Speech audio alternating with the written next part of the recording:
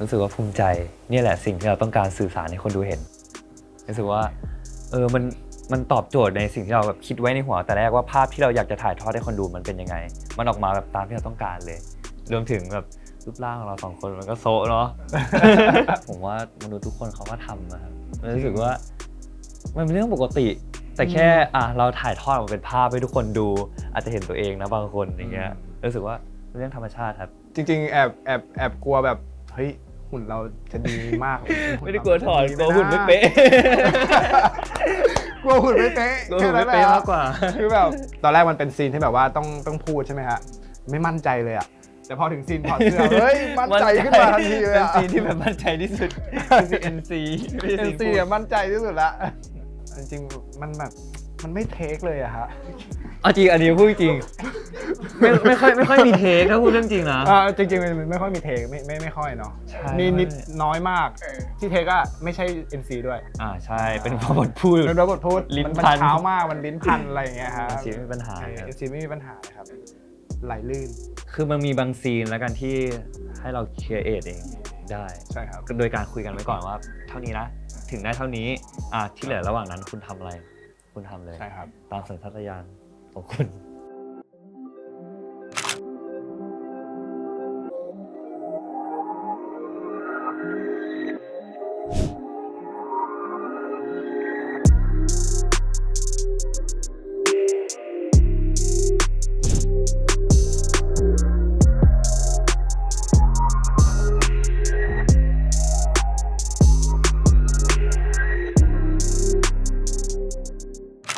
สวัสดีครับพวกเราจากซีรีส์เรื่องลูกพีชทานสดครับผมกี้นะครับรับบทเป็นสะสมครับผมภูมิที่ไม่มีสระอินะครับรับบทเป็นโปครับของภูมิเรียกว่าเป็นการเติบโตอีกขั้นหนึ่งเลยในวงการการแสดงของเราเพราะว่าผมได้มีโอกาสเล่นเรื่องลูกพีชนะครับคือปีที่แล้วก็จะเป็นปีที่เราถ่ายลูกพีชทั้งปีเลยซึ่งมันเป็นบทบาทที่พลิกของภูมิไปมากๆเลยหลังจากที่ผมเคยได้รับการแสดงมามันทำให้ผมรู้สึกว่าเรื่องนี้แหละเป็นภูมิเลยนะไม่ใช่เป็นน้องภูมิแล้วเราโตแล้วตอนนี้ก็เป็นปีสุดท้ายของการเรียนก็ใจหายไปกันนะคือใจจริงก็อยากจบแหละแต่ก็ไม่อยากจบเพราะว่าอยากเจอเพื่อนๆอยู่คือภูมิปี4แล้วปีหน้าก็คือจะรับปริญญาแล้วครับก็คือทุ่มเทกับการทำทีสิทธิ์จบอย่างเงี้ยครับภูมิเรียนนวัตกรรมสื่อสารสังคมครับเอกธุรกิจไซเบอร์ครับที่มศวครับรู้สึกว่าเราโตขึ้นมากเลยพอย้อนมองกลับไปรู้สึกว่าแอบชื่นชมตัวเองแล้วก็แบบว่าเราเก่งมากที่มาถึงจุดนี้ได้ครับของผมปี2025แล้วครับก็โอ้โหถ้าในเรื่องของการทำงานก็จะเน้นไปทางด้านการประกวดมากกว่าครับเป็นนายแบบแล้วก็ประกวด Mr. International ครับ Thailand แล้วก็ได้เป็นตัวแทนของไทยไปประกวด Mr. Friendship International ครับแล้วก็ที่สำคัญในปีที่แล้วเลยก็คือการที่ผมได้มาเล่นซีรีส์กับน้องภูมิครับผมก็เป็นการพลิกจาก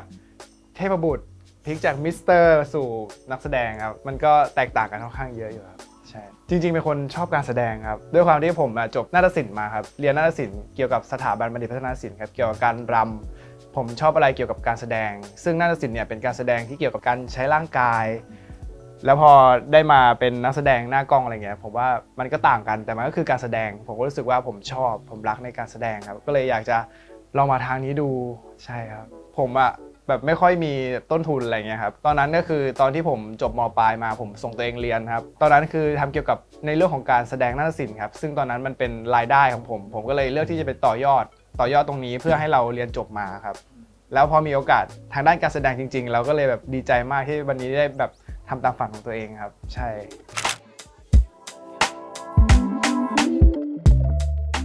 จริงๆเกิดมาในครอบครัวมีน้องอีกคนนึงครับแต่ว่าคนละพ่อกันครับแล้วก็แม่นี่ก็เป็นเขาเรียกว่าทำงานรับจ้างครับสมัยเด็กผมชอบไปตัดอ้อยช่วยแม่ตัดอ้อยทำนาอยู่ที่101ครับเป็นคน101ฮะและทีนี้ก็มาทำงานอยู่กับป้าในกรุงเทพครับตอนนั้นมาเป็นเด็กช่วยแม่ล้างจานอะแล้วก็ไปทำงานโรงแรมตอนเรียนม.ปลายใช่ไหมครับผมก็เริ่มแบบมาทำรู้จักกับงานรำก็ได้แบบไปรับงานการแสดงเป็นจ็อบๆแล้วก็เลยรู้สึกว่าจริงๆเราชอบเราเห็นแบบสมัยก่อนดูละครช่อง7อะไรอย่างเงี้ยเราก็แบบมีความฝันว่าเราอยากเป็นดาราอะไรแบบนี้แบบแล้วผมก็เรียนโรงเรียนแล้วเพื่อนก็เกเรอะไรอย่างเงี้ยครับแต่เรารู้สึกว่าผมแบบอยากเป็นดารานักแสดงให้ได้ผมก็เลยพยายามฟิตหุ่นมาตั้งแต่ตอนนั้นนะตั้งแต่ผมเริ่มฟิตหุ่นตั้งแต่ม.1 คือตอนนั้นไม่รู้จะทำยังไง แต่เราทำให้หุ่นดีไปก่อนอะไรเงี้ยจริงๆท้อหลายรอบมากครับแบบชอบคิดว่าเอ้ยทำไมชีวิตเราเป็นแบบนี้อะไรเงี้ยครับแต่ว่าตื่นมาแล้วก็ยังทำมันเหมือนเดิมครับผมรู้สึกว่าผมชอบ อืม ชอบไม่รู้ว่าอนาคตจะเป็นยังไง แต่ผมรู้สึกว่าวันนี้เรา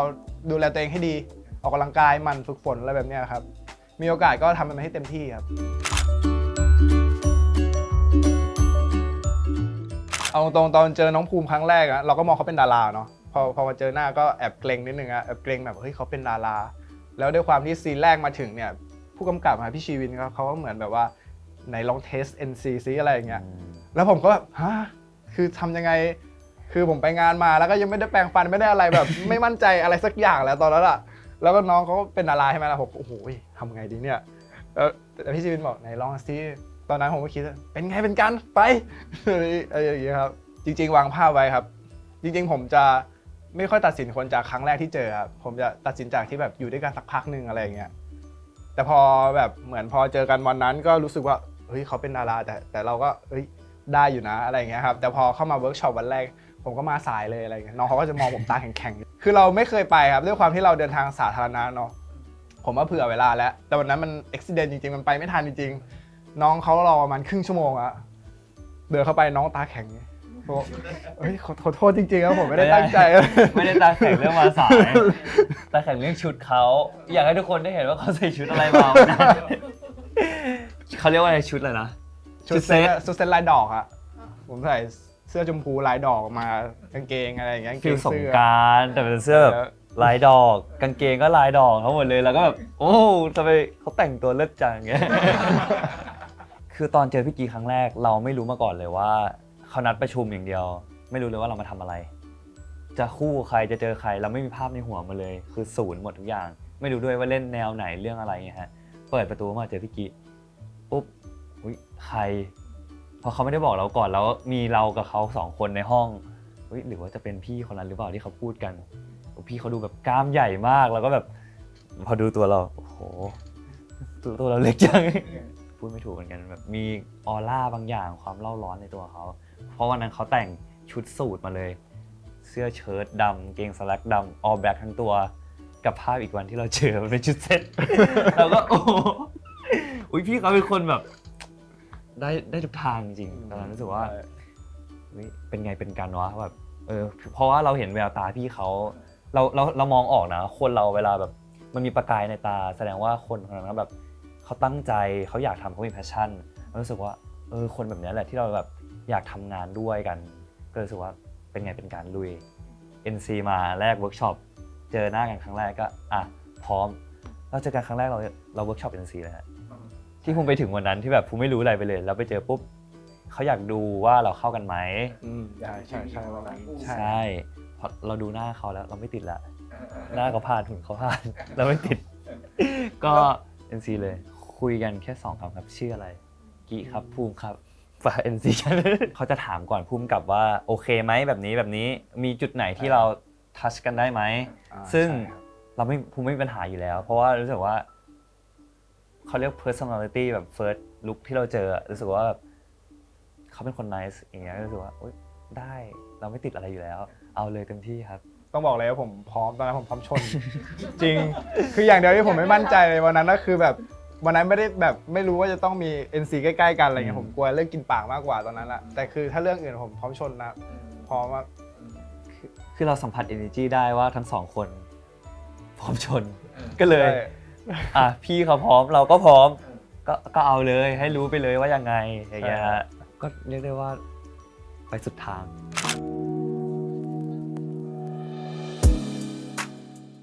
จริงตัวผมไม่รู้วันนั้นวันเดียวที่ไปว่าที่เขาเรียกประชุมไม่รู้เรื่องไม่รู้ใครเล่นด้วยไปวันนั้นปุ๊บพอเรารู้เราฟังด้วยความที่พี่ชีวินเนาะเป็นพี่ชีวินเขาเล่าภาพแล้วเราเห็นคือต้องบอกว่าซีรีส์เรื่องเรามันไม่ใช่แค่ NC อย่างเดียวครับมันมีแบบข้อคิดต่างๆซึ่งเราชอบข้อคิดที่เราจะต้องสะท้อนความเป็นมนุษย์ก็เป็นมนุษย์คนหนึ่งเราก็มองมันว่าเราอยากถ่ายทอดตรงนี้ให้ทุกคนได้ดูจริงๆนอกเหนือจาก NC ของที่มันแรงในซีรีส์ของเราเนี่ยฮะก็รู้สึกว่าเราไม่ติดอะไรตอนนั้นเหรอครับตอนที่เขาบอกว่าให้ขึ้นเป็นตัวหลักเลยกับน้องในค่ายผมโหดีใจแล้วตอนนั้นเขาบอกนี่แต่ว่าต้องแบบซีรีส์มันจะเล่าร้อนนะแบบ โอเคไหมเห็นประมาณนี้ได้ไหมอะไรอย่างเงี้ยเขาให้ผมดู ผมก็เลยว่าโถระดับมิสเตอร์ มันไม่พนามือผมหรอก ใช่ตอนนั้นในหัวผมก็อ๋อได้ครับได้ครับอะไรอย่างเงี้ยครับ ก็เป็นรับบทเป็นสะสมครับสะสมเนี่ยเขาเป็นดาราที่บ้านรวย ดาราดังระดับประ ดัง เทศ มากเป็นเบอร์ 1ของประเทศเลยบ้านรวย แต่เขาจะมีปัญหาเรื่องครอบครัวครับ คือครอบครัวเขาเรียกว่าอะไรครอบครัวเขา ตีกรอบ จะมีแต่เรื่องเงินเรื่องธุรกิจอะไรแบบเนี้ยครับก็เลยแบบอาจจะขาดความอบอุ่นจากพ่อแม่ตรงนี้ไปเขาก็เลยได้มาเปิดแอคเคาท์ชื่อว่า Peach Lover ซึ่งแอคเคาท์นี้ก็เป็นแอคเคาท์ที่ติดท็อป 1เหมือนกันก็เป็นตำนานเหมือนกันครับแล้วอยู่ดีๆเขาก็หายไปอะไรเงี้ยครับ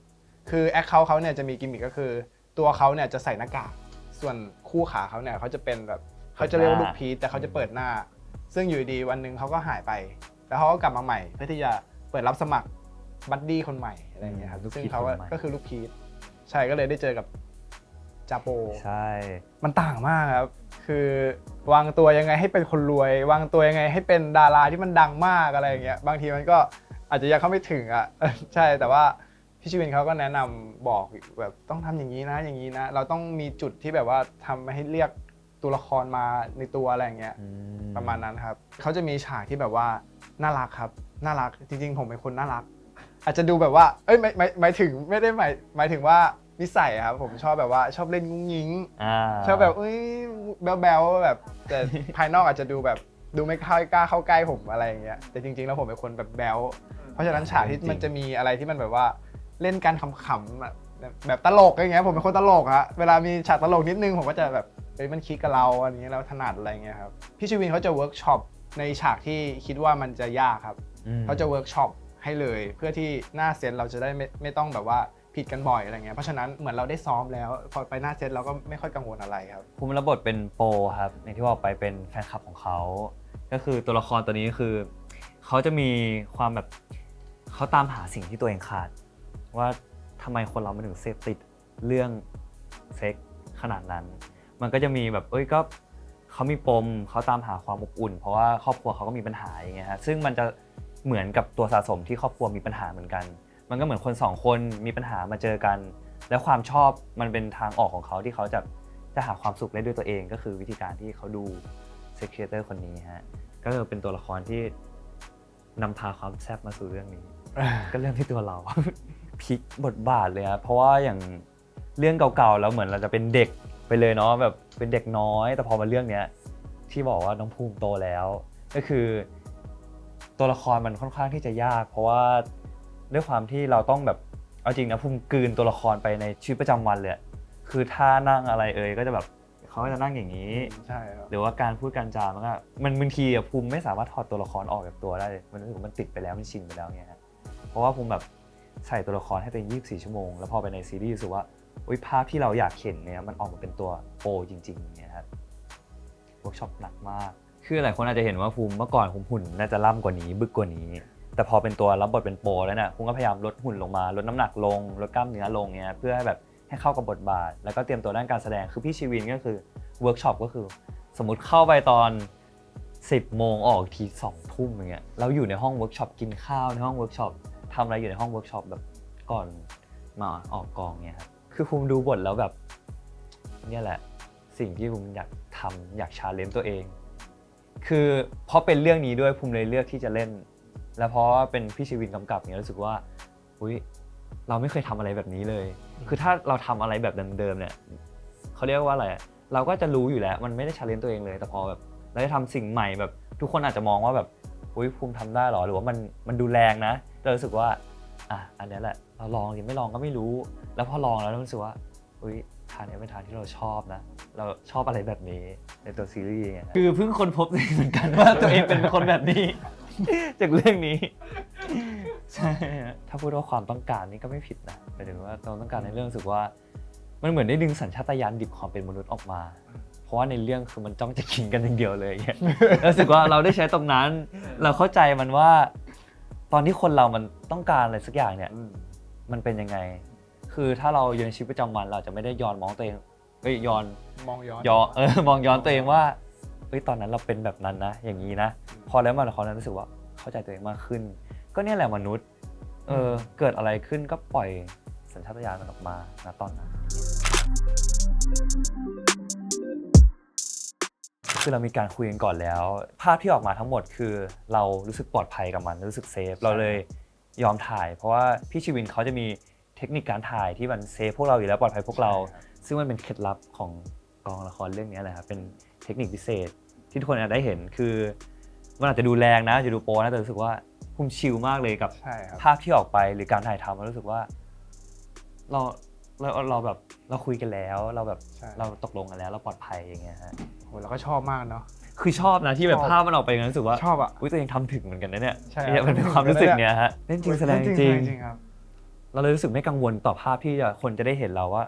เป็นยังไงเพราะรู้สึกว่าเรามั่นใจเรา how to present อันนี้เลย represent เลยเนาะ represent ครับตั้งใจไม่เปลืองเลยครับมันเปลืองได้กว่านี้อีกครับเขาชอบภูมิรู้สึกว่าก็คือสิ่งที่ผมอยากทำอ่ะแล้วมันไม่ได้เป็นการที่มันไม่ใช่มันไม่ดีอะครับทุกคนมันก็เป็นภาพใครชอบเราก็ดีใจในผลงานที่เราทำออกไปเพราะเรารู้สึกว่าเราพาวกับมันคือเราภูมิใจในสิ่งที่เราโชว์มันออกไปเพราะว่าคิดว่าสรีระเราก็มันก็ไม่ธรรมดาอยู่แล้วเราก็ how to present อยู่แล้วลูกพีชของเราอย่างเงี้ยครับใช่ฮะคือภูมิกับพี่กี้เราจะสื่อสารกันตรงๆเลยใช่ครับหรือแบบเวลาเราต้องตัดสินใจอะไรด้วยกันเนี่ยภูมิกับพี่กี้เราจะมานั่งคุยกัน2คนพี่กี้ยังไงดีแล้วปรึกษากันตลอดอย่างเงี้ยครับเรียกว่าไม่ยากเพราะรู้สึกว่าเราเหมือนเขาเรียกว่าอะไรพี่ภูมิตัดสินใจยังไงพี่กี้ก็ส่วนใหญ่ก็จะมาเวนั้นอยู่แล้วอ่ะใช่ครับเหมือนพี่กี้ก็คิดแบบนั้นแบบที่เราคิดอยู่แล้วเงี้ยครับมันเป็นน้องที่ดีคือรับฟังกันไปไหนคือพาพี่กี้ไปด้วยเราไปเที่ยวอะไรพวกนี้หรือพาไปเจอเพื่อนแล้วก็พาพี่กี้ไปรู้สึกว่าเราอยากให้คนรอบตัวเรารู้จักเขาอย่างเงี้ยมันรู้สึกว่ามีความสุขพอไปก็แบบเกรงๆนิดนึงอะเราแบบบางมันอยู่คนละสังคมอะตอนแรกครับแต่พอมาอยู่อย่างนี้ก็อ๋อมันเป็นอย่างนี้นี่เองเราไม่เจอสังคมเขาไม่เจอสังคมเราก็แบบเข้าเมืองตาหลิวตาตามอะไรอย่างเงี้ยครับคือรู้สึกว่าเราชอบอะไรเหมือนกันฮะใช่แล้วแบบว่าพี่กี้เขาเป็นคนแบบชิลอ่ะรู้สึกว่าเขาเป็นคนตลกด้วยหมายถึงว่าเขาชอบทำอะไรให้เราดูแล้วขำเงี้ยคือว่าโอ้ยคนแบบนี้แหละที่เราแบบอยากมีในชีวิตมันเพิ่มสีสันในชีวิตเราอย่างเงี้ยฮะก็เลยรู้สึกว่าอยากทำงานกับเขามากผมบอกทุกคนเลยว่ายังไงก็อยากทำงานกับพี่กี้ก็คือไม่มีปัญหาเลยถ่ายเลยเราชอบเราโอเคกับพี่เขาอย่างเงี้ยลุยเลยครับอย่างเงี้ยเรามีคติสอนใจในการแบบจบแต่ละ EP ว่าเราดู EP เนี้ยมันได้อะไรตัวละครทำแบบนี้เพราะอะไรมันทำให้ทุกคนแบบได้เรียลไลฟ์ว่าแบบอุ๊ยมันไม่ใช่แค่ดู NC นะเราได้อะไรจากการดูเรื่องนี้ EP นี้ด้วยของแต่ละ EP เราจะมีสรุปให้ดูตอนท้ายเป็นสาระความรู้ใช่ครับใช่ทุกคนก็ชอบก็รู้สึกดีใจที่ทุกคนชอบนะทุกคนชอบก็ฝากซัพพอร์ตด้วยนะครับก็ทุกคนตั้งใจมากๆเนาะอยากให้ทุกคนได้เห็นแบบอีกมุมมองหนึ่งแล้วกันของแบบการเป็นมนุษย์ว่ามันไม่ต้องมีอะไรแบบเขาเรียกว่ามันคือการยอมรับความจริงว่ามนุษย์มันก็เป็นแบบนี้ฮะคนเราอยากตัดสินคนแค่แบบอุ๊ยทำไมเขาทำแบบอะไรนี้มันดูรุนแรงจังทำไมต้องทำไมต้องเอาชีวิตมาทิ้งแบบนี้แต่อยากให้เข้าใจว่าคนเราเขาผ่านอะไรมาคุณไม่เคยเห็นเบื้องหลังเขาคุณจะไปตัดสินเขาก่อนเนี่ยมันก็จะใจร้ายเกินไปเงี้ยคือเราก็มีปมในของตัวละครว่าเขามีเหตุผลนะว่าอันนี้มันคือทางออกของเขาในที่เซฟโซนที่เขาสบายใจที่จะปลดปล่อยตัวเองออกมาด้านนี้จริงๆมันเป็นเรื่องของความสบายใจของคนคนหนึ่งนะครับอย่างสะสมเนี่ยครับเขาเป็นคนที่เพียบพร้อมมากถ้ามองจากคนธรรมดาเป็นดาราดังบ้านรวยมากใช่แต่ทำไมเขาถึงต้องมาทำอะไรแบบนี้เพราะสุดท้ายแล้วมันคือความปลอดภัยมันคือเซฟโซนของเราก็คือแบบนี่แหละครับมันคือความสบายใจของคนคนหนึ่งแล้วกันครับผมอยากจะบอกว่าคนเรามันมีจุดที่ตัวเองสบายใจอยู่ใช่ถ้ามันไม่ได้ผิดกฎหมายหรือว่าทำร้ายใครก็ทำไปเลยครับใช่ก็ฝากซีรีส์ของพวกเราด้วยนะครับลูกพีชทานสดนะครับสามารถดูพวกเราความแซ่บของเราเนี่ยในเวอร์ชันอันคัทนะครับบนแอปพลิเคชัน iQIYI และเว็บไซต์ iq.com นะครับเจอได้เลยทุกวันอังคาร 20:00 นตรงครับครับแล้วสามารถดูรีลันได้ที่ช่อง 9 นะครับกด 30 ทุกวันอาทิตย์เวลา 5 ทุ่มครับแล้วมาเจอความแซ่บของพวกเรากันนะครับกับลูกพีชทานสด